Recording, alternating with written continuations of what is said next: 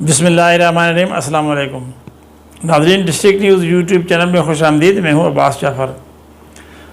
ناظرین، 9 مئی کے سانحے کو اور سابق وزیر اعظم عمران خان کی گرفتاری کو 1 سال مکمل ہو چکا ہے، بلکہ 9 مئی کو تو شاید چند ماہ زیادہ ہو گئے ہیں، البتہ عمران خان کی گرفتاری کو 5 اگست کو 1 سال پورا ہو گیا۔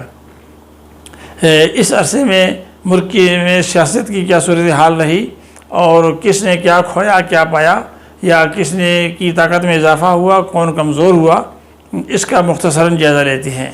تو سب سے پہلے اگر ہم اسٹیبلشمنٹ کی بات کریں تو میرے خیال میں اسٹیبلشمنٹ اس کھیل کی فاتح ہے جو گزشتہ 1 سال سوا سال کے دوران ملک کے سیاسی ارینا میں کھیلا گیا۔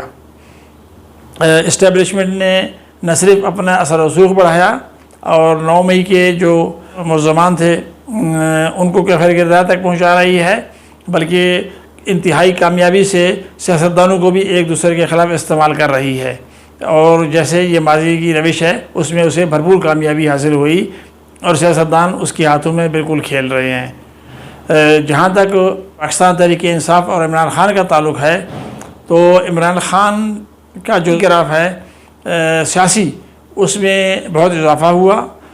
اسٹیبلشمنٹ کی کوششوں کے باوجود اس میں کمی نہیں ہوئی، بلکہ ایک طرح سے اضافہ ہوا، اور ان کے حق میں لوگوں کی جو ہمدردی ہے وہ بڑھی ہے۔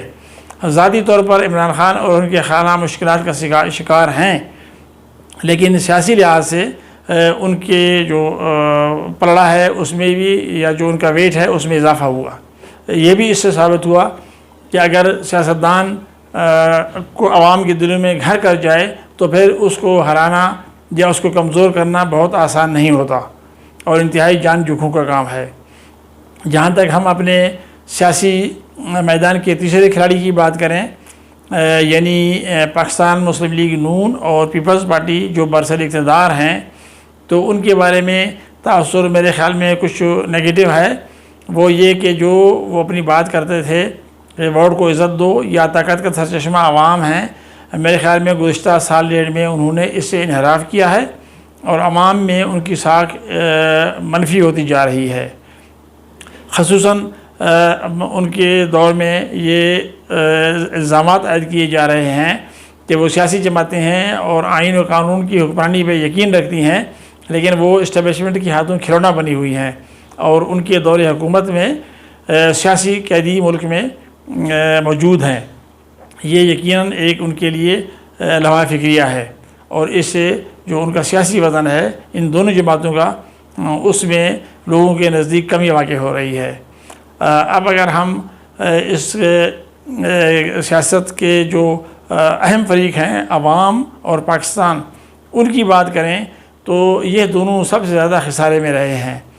پاکستان میں سیاسی عدم استحکام میں بہت زیادہ اضافہ ہوا ہے۔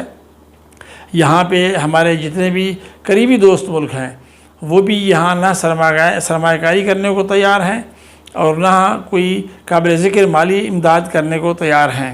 IMF سے بھی بڑی مشکل سے ہم پیکیج لے رہے ہیں۔ ملک میں مہنگائی کا طوفان ہے اور عوام بے روزگاری کا اور مہنگائی کا شکار ہیں، جس کی وجہ سے سخت پریشانی کا شکار ہیں۔ اسی طرح سے اگر ہم یہ دیکھیں کہ عدم استحکام کی وجہ سے گزشتہ سال ڈیڑھ کے عرصے میں کوئی بھی قابل ذکر مغربی یا مشرقی رہنما کسی نے پاکستان کا دورہ نہیں کیا۔ میں خصوصاً سربراہان حکومت اور سربراہان ریاست کی بات کر رہا ہوں۔ البتہ ہمارے قریب کے جو برادر ممالک ہیں ان کے سربراہان یا ان کے وزراء آتے رہے ہیں، لیکن کسی اہم جمہوری ملک کا کوئی سربراہ پاکستان نہیں آیا، نہ ویسٹ سے نہ ایسٹ سے۔ تو ہماری خصوصاً جو ہمارے نزدیکی اور قابل اعتماد دوست ہیں، چین، سعودی عرب، متحدہ عرب امارات، یہ بھی ہم سے شاکی ہیں۔ اس کے علاوہ افغانستان اور ایران کے ساتھ بھی ہمارے تعلقات زیادہ مثالی نہیں ہیں۔ تو یہ میرے خیال میں پاکستان کے لیے اور ہمارے عوام کے لیے ایک پریشانی کا لمحہ ہے، اور ہمیں یہ دعا کرنی چاہیے اور ہماری یہ خواہش ہے کہ اللہ تعالیٰ جو ہمارے طاقت کے جتنے بھی مراکز ہیں ان سب کو باہم بیٹھ کے اتفاق رائے سے ملک اور عوام کے لیے اور افہام و تفہیم کی توفیق دے، اور اس کے لیے وہ کوئی بہتر راستہ نکالیں تاکہ لوگوں کی مشکلات ختم ہوں۔ یہ انتہائی مختصر جو تھا گزشتہ سال ڈیڑھ کا، یہ میں نے پیش کیا۔